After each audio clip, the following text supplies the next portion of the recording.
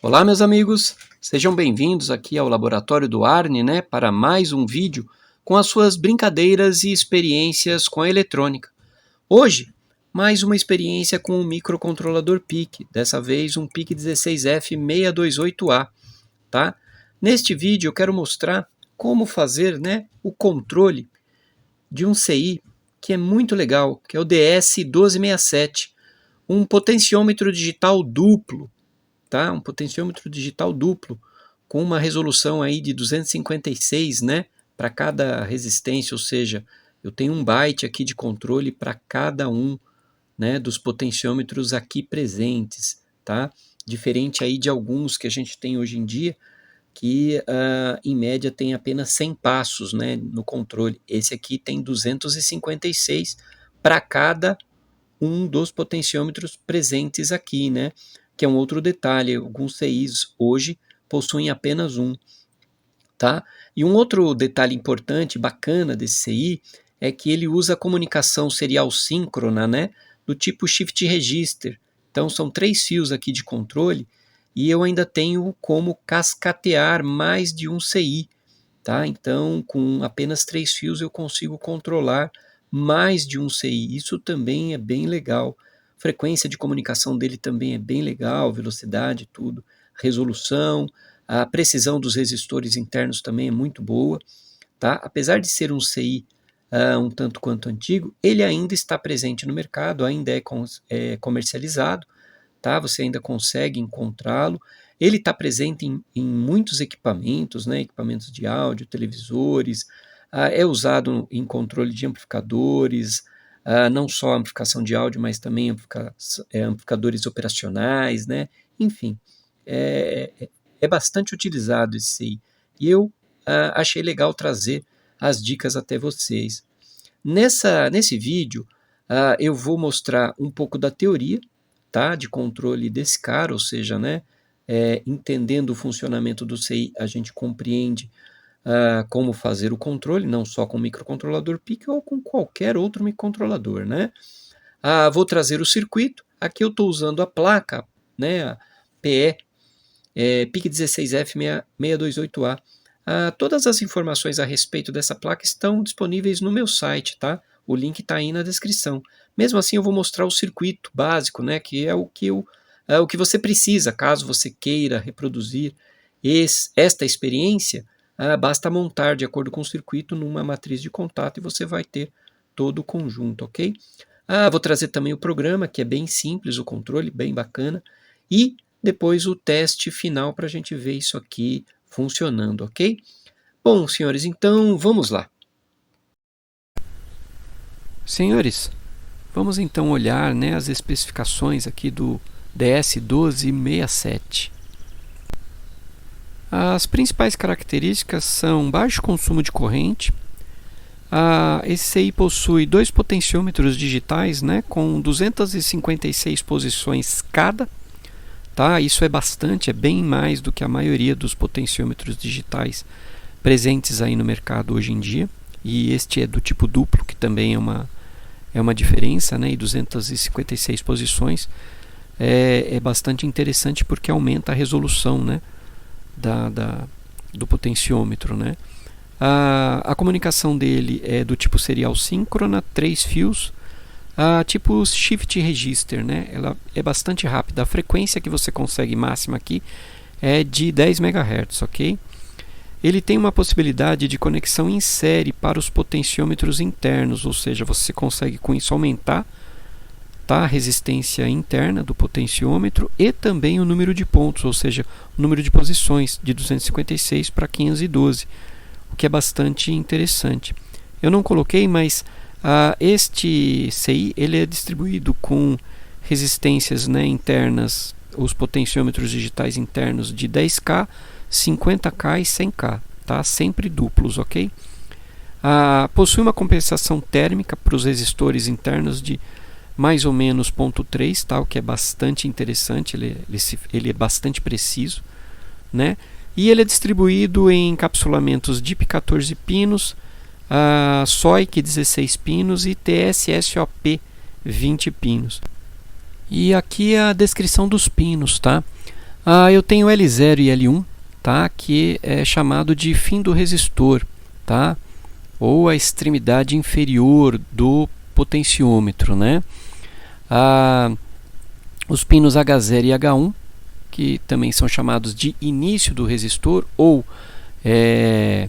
lado, né, superior do potenciômetro, ok? Temos também os pinos W0 e W1, que é o meio do resistor, ou seja, é aquele ponto móvel, né, vamos dizer assim, onde você consegue a variação da resistência, né, de cada um dos potenciômetros internos.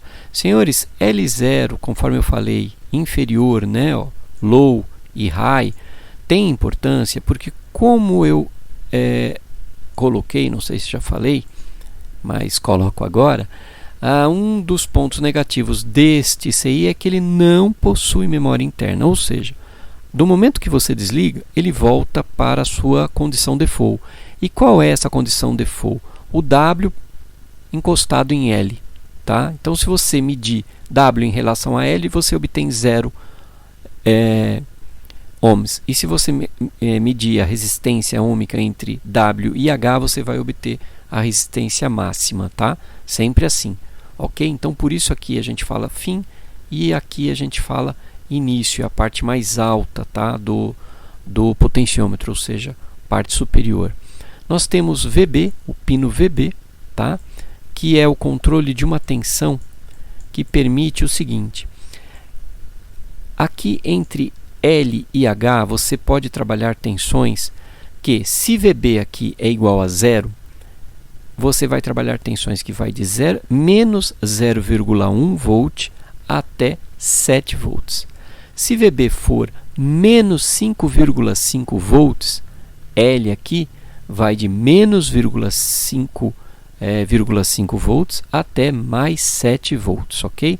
Isso aqui é importante, esse pino, caso você vá trabalhar, né, com sinais, por exemplo, que possuem partes negativas, tá? Por exemplo, sinais de um amplificador ou não só de áudio, né, no caso, um operacional que você esteja trabalhando, por exemplo, com lado positivo e lado negativo. Então, se você colocar 0 aqui, 0 volts aqui, você vai cortar essa parte negativa aqui. Então, isso não é legal, tá? Nós temos o pino S-Out aqui, tá? Que nada mais é que o seguinte: dependendo do bit stack que eu usar, do valor nele, eu vou ter em S-Out ou W0 ou W1. Tá? Então, se eu associar os dois potenciômetros, ligá-los em série, tá? W0 e W1 perdem o sentido. Então, eu passo a ver o valor a partir de S-Out, alterando o bit, tá, stack. Ok? Nós temos aqui, deixa eu apagar para não ficar muito bagunçado. Nós temos aqui o pino de reset. Esse pino de reset não é um reset do CI, senhores, tá? Ele é simplesmente um reset da porta serial.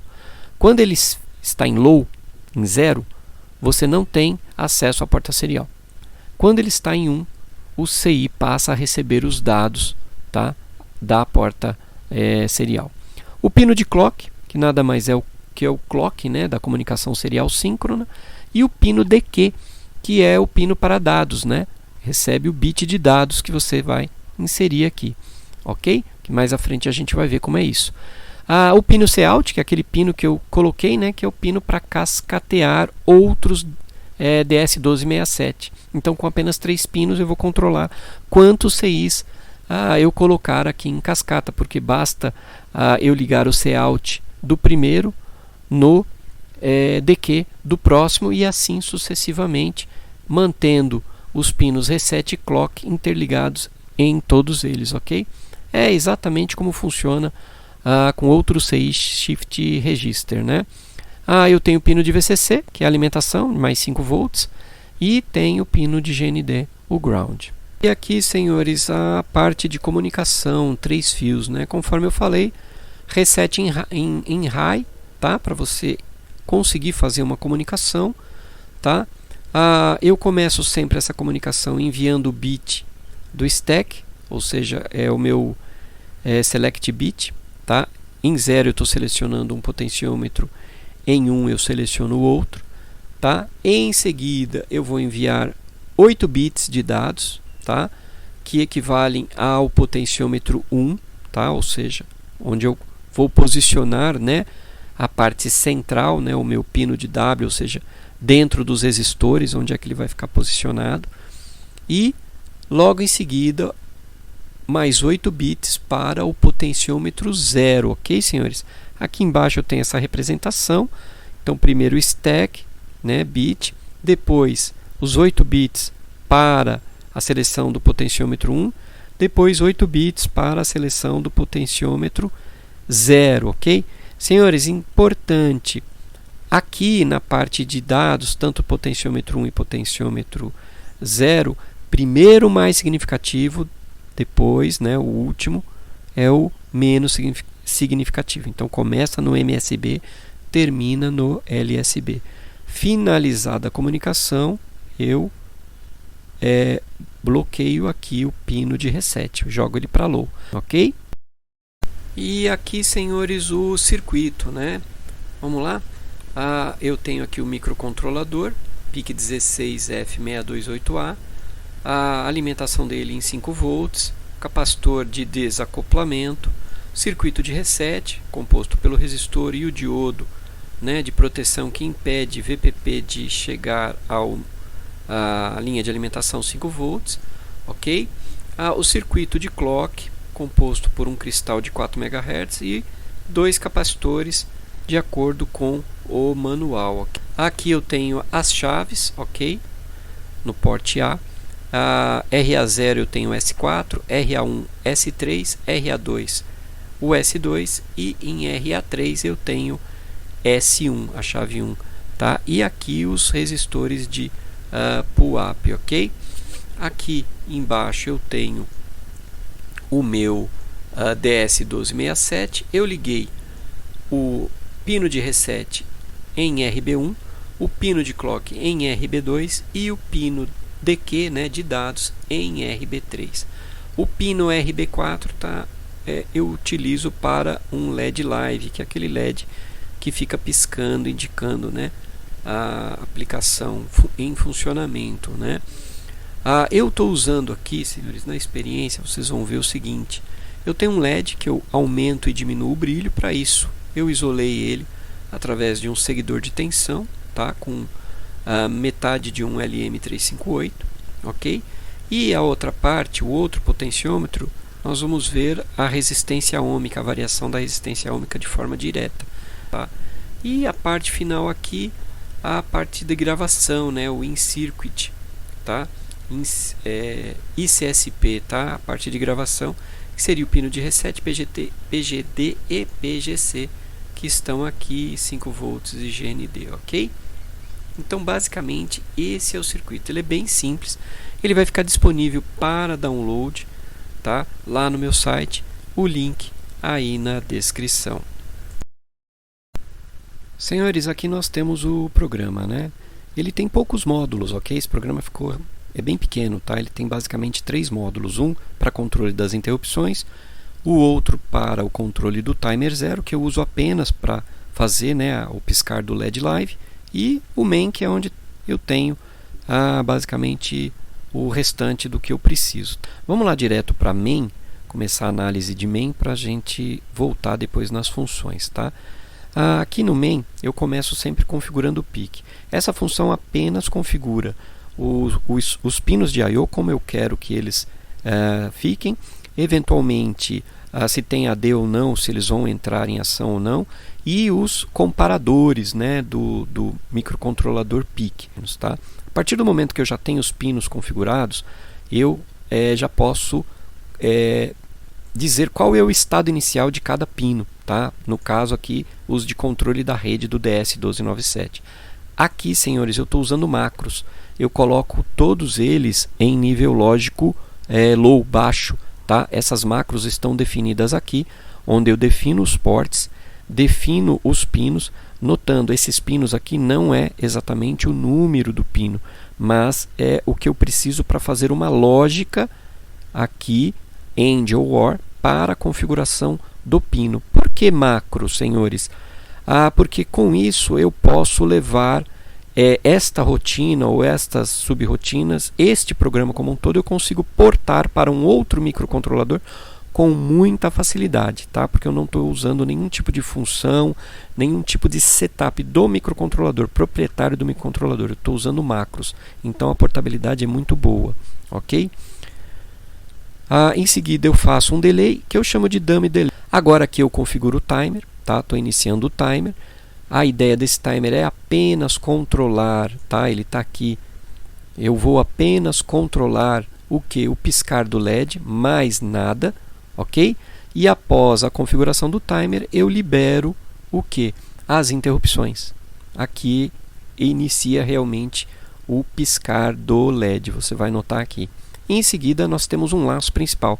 Esse laço principal, o que ele faz? Ele chama, né, uma função para a leitura das chaves e faz um delay. Esse delay é um debounce, né, senhores, para evitar um repique muito rápido das teclas. Vamos dar uma olhada na função readKeys, né, aqui, ó, tá? Senhores, o que ela faz nada mais é do que olhar a chave que aumenta ou diminui, tá, o valor do próprio pot, tá, e chama uma segunda função outpots, tá? Nesta função aqui, por exemplo, que é para aumentar, eu vou sempre analisar se, por exemplo, o pot 0 aqui, ele ainda é menor que o pot max, que está definido aqui, senhores, que é 0FF ou 255, né? Se for menor, eu consigo incrementar. Lembrando, 254 é menor que 255, mas 255 não é menor que 255. Então, ele para de incrementar quando ele chegar a 255, ok? A mesma coisa na chave que faz, né, que diminui o valor de pot. Aqui, senhores, o que eu faço é perguntar se ele ainda é maior ou igual a 1. Então, quando ele chega em 1, 1 é maior ou igual a 1? Sim, então ele consegue decrementar, ele vai chegar a 0. Agora, 0 não é maior ou igual a 1, então ele já não decrementa mais, ele se mantém em 0. Ok, senhores? Então, eu evito o que? Como é um byte, de ficar indo de 0 até 255, roda de novo para 0, ou ao contrário, tá, senhores? E dentro de cada uma das funções, ou seja, se eu faço o atendimento da tecla, eu vou enviar o valor para o CI, independente de eu conseguir ou não incrementar ou decrementar, ok? Fiz dessa forma para que fique fácil eu observar a presença, né, ali dos sinais, ok? Senhores, um outro detalhe nessa função é o fato de eu usar else if, tá? Começo com if e depois é else if. Por quê? Eu garanto dessa forma que eu atendo apenas uma tecla. Eu desenvolvi, né, a ideia para apenas uma tecla ser pressionada por vez. Ok, senhores? Tá? Então é assim que essa função funciona. Agora vamos dar uma olhada em outpots, que é a função que realmente altera, né, os potenciômetros, que é o controle da rede com o CI. Tá? Eu começo nessa função colocando em low tanto o pino de dado quanto o pino de clock. E na sequência coloco o pino de reset em high, ou seja, eu estou habilitando a rede. E aguardo aqui um não operator, né? Uma função de não operação, que é exatamente igual a 1 microsegundo com o clock de 4 MHz, né? Na sequência eu verifico o byte de destaque que eu determinei lá em cima, eu coloquei ele como 0. Tá? Então, se ele for 1, eu vou setar o pino de dados. Do contrário, ele já é 0. E aqui eu faço um clock. Então, eu sei que o CI já leu aqui o pino, né, o bit de destaque. Né? Lembrando que o CI ele lê, né, ele faz a leitura, a transferência interna nos registradores, né, no shift register. Ele vai fazendo a transição de baixo para o alto, né? De low para high ele faz a transição. Finalizei aqui o clock, né? Porque eu preciso abaixar, estou usando sempre NOP. Esse tempo aqui é mais do que suficiente de acordo com o manual. E agora eu vou fazer a transferência dos bytes, primeiro o byte do pot 1 e depois o byte para o pot 0, ok? começo um contador aqui, tá? Que vai de 0 até o tamanho, né, dos bytes de pote, que está definido aqui, senhores, ó, 0,8. Então, estou contando de 0 até 8, que na verdade vai ser 0 até 7, né, porque o 0 faz parte aqui dessa contagem. E vou fazer uma lógica com o meu byte. Essa lógica eu defini aqui, ó, ela começa com 80. Fazendo essa lógica, eu isolo o bit. Eu quero saber se o bit que está ali, né, que é o bit 7, é 1. Se ele for 1, lembrando, eu tenho que começar sempre pelo MSB, certo? Se ele for 1, eu seto, né, eu coloco o pino de dado em high. Se ele for 0, eu vou manter ou colocar o pino de dado em 0, ok? Na sequência, eu faço o envio do clock, ou seja, eu levanto o clock e abaixo o clock. O clock aqui, o último clock, ficou embaixo, tá vendo? Então, eu estou levantando o clock. Nessa transição, o CI recolhe, né, esse bit de dado aqui, faço um NOP, ok? E na sequência outro NOP, quando eu abaixei o clock. E aqui em MyLogic, senhores, o que eu vou fazer é um shift à direita. Esse shift à direita, agora de 80, ó, 80 vira o quê? 40 hexadecimal. Eu vou fazer análise agora do bit 6, ok? Faço a mesma coisa. Quando chegar na próxima vez, ele de 40 vira o quê? 20 hexadecimal. Então, me permite analisar o bit 5, depois o bit 4, bit 3, bit 2, bit 1 e bit 0. Ok, senhores? Essa é isso que faz esta lógica aqui. Então, eu consigo, com uma lógica bem simples, analisar todos os bits e configurar de acordo com o que eu preciso. Senhores, a mesma coisa com pote 0, tá? Mesma coisa com pote 0, porque primeiro eu tenho que enviar o bit destaque, depois o byte para o pote 1 e depois o byte para o pote 0. Lembrando apenas o único cuidado aqui é de voltar, né, a minha variável que eu uso para fazer, né, o trabalho de lógica para o valor default dela, porque eu vou novamente fazer. Só que agora é com pote 0 e aqui em cima foi com pote 1. Ok, senhores? E na sequência eu vou abaixar o pino de reset e vou fazer um novo NOP. Senhores, notem que no manual diz que a transição, né, aqui tem que ter no mínimo 125 nanosegundos. Este NOP, o último NOP aqui, me garantiu um tempo muito maior de 1 micro, então eu não preciso acrescentar nada aqui. E este NOP aqui é apenas para dar espaço para uma próxima transição, ok, senhores? Então, basicamente, o programa é este. Ele é bem simples, tá? Não tem muito segredo. Eu vou deixar, né, o pacote com o programa e outras informações, né, para download lá no meu site, e o link fica aí na descrição. Senhores, vamos agora então, né, para o teste final. Armei a parafernália aqui, né? Temos ali o osciloscópio, tá, que vai permitir olhar dados e clock, tá, que eu estou enviando do PIC para o DS1267, tá? Eu coloquei aqui um multímetro analógico, tá? Multímetro analógico para facilitar a visualização da deflexão, da resistência para pote 0, tá ligado? Em pote 0. E em pote 1 eu liguei este LED através do seguidor de tensão, né? Senhores, percebam um detalhe, eu não estou com a fonte ainda ligada.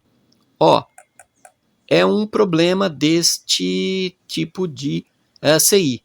Como ele não tem uma memória interna, quando você desliga ele estando desligado, ele vai marcar mais ou menos 50% da resistência, tá? Esse que eu estou usando é um DS1267-010 de 10K. Então ele está aqui em aproximadamente 5K, ok? Então ele marca a metade da resistência quando desligado. Quando a alimentação chega, ele cai automaticamente para 0, porque ele não possui uma memória interna, né, uma memória volátil que possa segurar isso. Apesar dos modernos também, estando desligado, né, a resistência pode não ser aquela que você marcou. Porém, quando você liga, ele grava, né, ou seja, por ele ter gravado, ele já corre para o ponto onde você determinou. Então, ele já tem essa resistência ali. Esse aqui não, ele vai cair para 0. Como você resolve isso? Usando, por exemplo, uma memória E2PROM interna do microcontrolador. Você sempre grava o último valor configurado para cada um dos potes. E ao ligar o sistema, basta ler esse valor e enviar para o CI e ele vai ter esse valor, o último valor marcado para cada um dos potenciômetros digitais lá dentro, ok? É uma forma de você burlar esse probleminha. Então eu vou ligar aqui, ó. Liguei, tá? Automaticamente, ó, conforme eu falei, ele cai a zero a resistência, tá? A resistência vai cair a zero. Como eu estou usando L0 e W0, ele vai marcar aqui. Se eu usasse H0, ele ia marcar aqui já em 10K, ok? Aqui eu tenho o LED já também apagado, porque não tem nada gravado, e ali o meu LED Live. Essas chaves aqui, senhores, as duas primeiras, né, diminui e aumentam P0, né, o pote 0, e essas duas últimas aqui diminuem e aumentam pote 1, ok? Então eu vou começar aqui aumentando a resistência do pote 0, que seria essa chavinha aqui, ó. Deixa eu ver se eu estou apertando certo. Tá? Eu vejo os dados, ó. Aqui, senhores, eu tenho, tá? O stack, o bit de stack, depois pote 1 e agora pote 0. Olha lá, ó. Tá quase chegando em 10K, senhores, ó. Dá para ver subindo, ó. Chegou próximo, ó lá. Agora FF, por quê? Não vai sair de FF, tá? Posso voltar e diminuir esse valor para um ponto aqui, por exemplo, perto de 5K, ok? Pronto. Tá aqui a resistência. Agora ele mantém a resistência porque ele está ligado, não há problemas. Agora eu vou aumentar, tá? Vou subir aqui a resistência porque eu estou com o W1 aqui próximo a L0, que é GND, que aqui está ligado no GND. Então eu preciso subir, né, este W, ou seja, o Whipper, para mais próximo do VCC, que é o H ali ligado a 5 volts. Então vamos aumentar aqui, ó. Então eu já vou começar a ver o brilho do LED aumentando ali, ó, tá vendo? Ó? Já está aumentando. E aqui eu vejo os bits sendo transferidos. Aqui é pote 1 e aqui pote 0, ó, tá? Então eu vou chegar todos em FF, agora eu vou chegar este cara em FF, ok? O pote 0 chegando em FF. Todos, então agora eu tenho o bit, tá? Eu estou segurando a chave para poder mostrar, porque se eu soltar, ó, ela volta, para, né? O bit stack sempre em 0, porque eu assim eu determinei. Aqui eu tenho, tá, os bits, os 8 bits para pote 1 e aqui os 8 bits para pote 0. Ok, senhores? Tá? Posso diminuir, tá, o brilho do LED. Observem o brilho caindo, ó, vai caindo devagar e diminuindo aqui também a resistência, senhores, ó. E aonde eu soltar é aonde ele vai ficar. Vamos soltar aqui perto de 2K, por exemplo, ó. Pronto. É aonde fica. Então, enquanto ligado, você não tem problema neste CI. Se desligar, como não há uma memória não volátil internamente, ele vai voltar tudo a zero, tá? E aí é onde entra aquela manha, ou seja, colocar os dados, por exemplo, numa memória E2PROM, caso você precise desse tipo de setup, ok? Então, senhores, era isso aqui que eu tinha para mostrar nessa experiência.